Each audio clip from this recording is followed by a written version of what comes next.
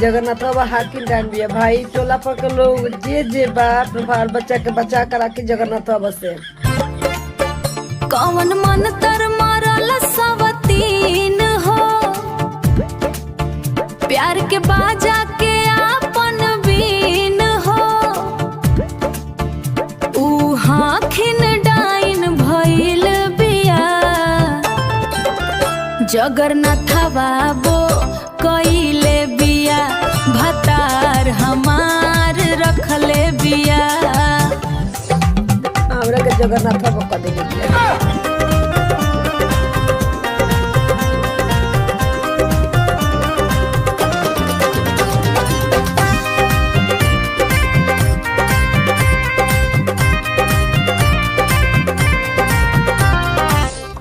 हमरा के जगन्नाथ बाबा कह देले बिया।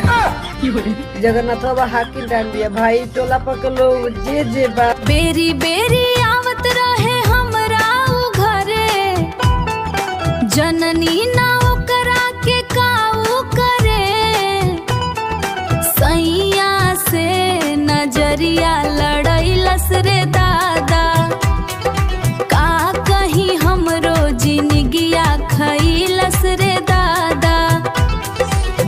हमरा के जगन्नाथ बाबा कह देले बिया। जगन्नाथ बाबा हाकिम डान बिया भाई टोला पर के लोग जे बाप बाल बच्चा के बचा कर राखी डाइन भइल बिया जगन्नाथ बाबो कइले बिया भतार हम